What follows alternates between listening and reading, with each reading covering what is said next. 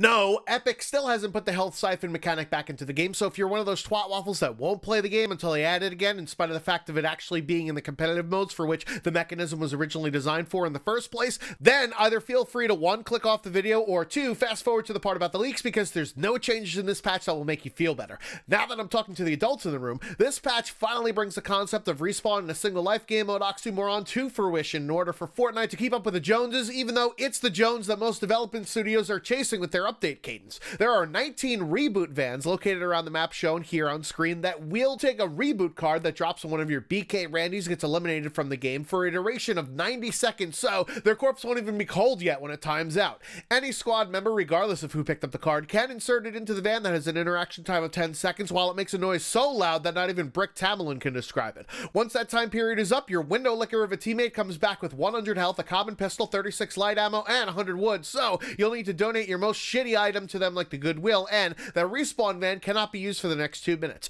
Hopefully, with this new mechanic, the amount of thirsting will be reduced to lower than a Sprite commercial, because it's just not worth taking out a single player if you can't beat their squad anymore. Now onto a game mode that doesn't need a Reboot van. Team Rumble has been changed in order to make the mode more about actually trying to kill the other players with shit that isn't as annoying as most rap music on the radio is nowadays. The games will now be longer as the goal went from 100 to 150. The final circle has been reduced so that people just won't fucking hide in trees like a bunch of goddamn monkeys all match, and the first circle shrink time is lowered to force people to actually engage in combat sooner instead of trying to loot every named location between yourself and the next zone. Since this mode is supposed to be for practicing the part of the Battle Royale mode that passive people seem to not want to be a part of, they've increased the chances of assault rifle spawns while decreasing suppressed pistols, spike traps, and rocket launchers so that people will actually use weapons in the meta instead of trying to annoy your opponents to death, and in the case of the RPG, to entice people to stop playing like douche canoes, even though it would be easier to not count kills with a rocket suicide in order to stop rewarding those Allahu Akbar asshats. Additionally, the semi-auto infantry rifle got a damage nerf with 2 less in each rarity, along with a range buff by 2 more with each rarity at its longest distance. All aspect ratios will have the same vertical FOV, and in the near future, ultra-wide monitors will be limited to 16:9 in competitive game modes, because stretching is only for vaginas giving birth or taking cock. Hit markers are now based on server-side hit confirmation instead of client-side hit detection to avoid when you get red lights on your opponent from a shot, he'll need to be sent to the ground due to Epic supercalifragilisticexpialidocious servers. The baller vehicle, which has also been the most reviled thing in Season 8 thus far, except for the lack of health siphon, and second least popular vehicle of all time, save for the airplanes and more on them later, had its health reduced from 300 to 200, and originally it was planned to have the ability to shoot through glass, but after playtesting, it wasn't going to work, so endgame circles will still look like a giant bubble orgy. Lastly, in new features, and by new I mean something that was previously in the game but was only a 4-day affair, gifting is now back for a limited time, so commence the e-begging in the comments section for people without their parents' credit card to ask those with access to that piece of plastic for anything that's currently in the item shop, and it doesn't apply to items in lockers, so people that paid thousands of dollars on the black market for special accounts need not get salty.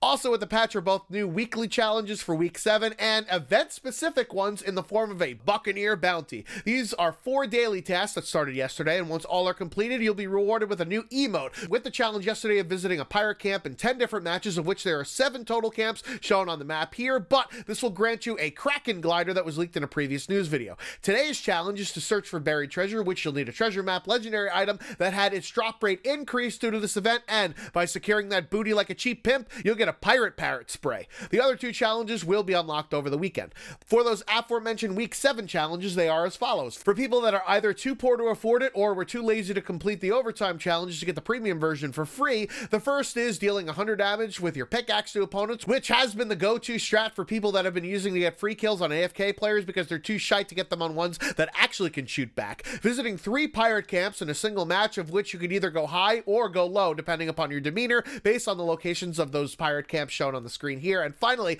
a stage challenge to visit 2 different named locations in a single match. First, Junk Junction and the Block, which are places you should never go unless demanded of you. Secondly, Pleasant Park and Dusty Divot, that are places that you'd actually want to spend some time in. And lastly, Happy Hamlet and Snobby Shores, that are places on the outskirts of the map like some boosting bitches. If you do have the premium battle pass, they are dealing 500 damage to players from above, as if the game knows you're too dumb to realize high ground isn't just a meme for Star Wars but an effective strat. Searching 7 chests at Loot Lake and Snobby Shores, so basically just Loot Lake, unless you're doing that other stage challenge at Snobby Shores. Eliminating opponents at 5 different name locations, so use Team Rumble, it's your friend. And lastly, a stage challenge that deals with zip lines first, dealing damage damage to opponents while you're riding one, and then the converse, dealing damage to opponents while they're riding one, which is more difficult now that most of the ones in the center of the map have been removed. Complete all of these tasks to get this loading screen shown here with Lux, the tier 100 skin, stumbling upon the dragon's lair from The Hobbit with all of that fucking gold on the ground, as well as the secret banner location in the upper left-hand corner that is clearly a rabbit drawn into the cave walls, which is an homage to that structure that can be found north of Snobby Shores here on the map.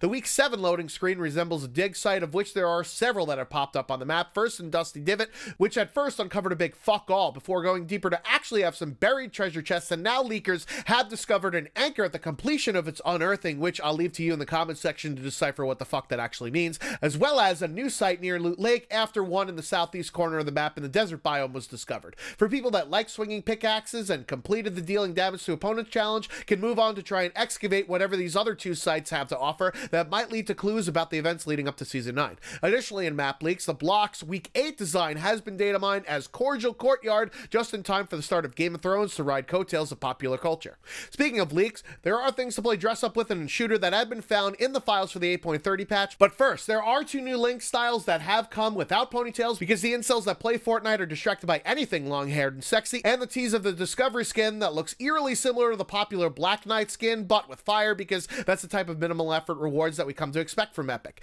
Anyways, in the game files are an Inferno pack with a skin that looks like a fire palette swap of Jack Gordon with a burn mark wrap and an untitled pickaxe. It's also a fire version of a previous cold cliffhanger harvester. Other pickaxes include Dread, that doesn't look like something that Sylvester Stallone would carry around to enforce the law. Peely Pick, because apparently there aren't enough bananas with the skin and consumables. The Relax Axe, that mimics the Season 8 Victory Glider with the palm trees and cocoa nuts, mulatto cousin of D's nuts. In Back Blings, the second worst word for something on your back besides tramp stamp is Dying Light. No, not the Zombies game, but something that looks like a prolapsed asshole. For gliders, there's the Falcon, which hopefully won't be as fucking loud as those dragon ones. In emotes, Dream Feet and Switch Step really drive home the dancing part of the game instead of taunting an opponent. Finally, with wraps, there's Bandage, that's just an easy port from the consumable of the same name, and Digital Grayscale, aka everybody's first camo unlock in FPS games. Also in cosmetic leaks, there are new categories of items in the coming soon Bauman Black Hole, including hats, which I guess can be separate from skins, taunts and victory poses, which I'll assume are for some sort of ending victory royale screen that is basically going to be self-fillating, since nobody will even bother to stick around for because they'll be back in the lobby long before it pops up on the screen.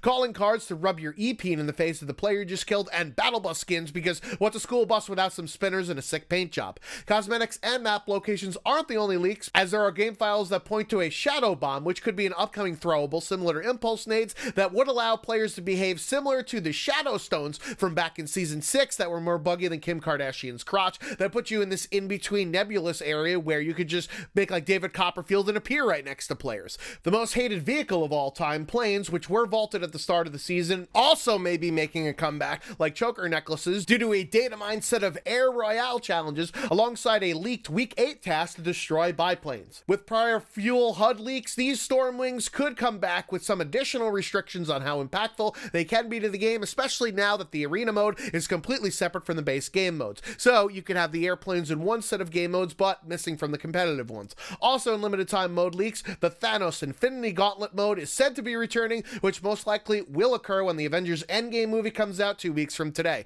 The solo only mode was released 1 week after the premiere of the prior movie Avengers Infinity War back in 2018 during Season 4, because Fortnite needs to be at the center of popular culture and get a slice of every single revenue stream available, right? Anyways, what do you think about the Reboot vans and the other leaks that I've discussed? I've been the Schwans27, making like a banana and splitting. Unless you're in Fortnite, then you're multiplying. Until next time.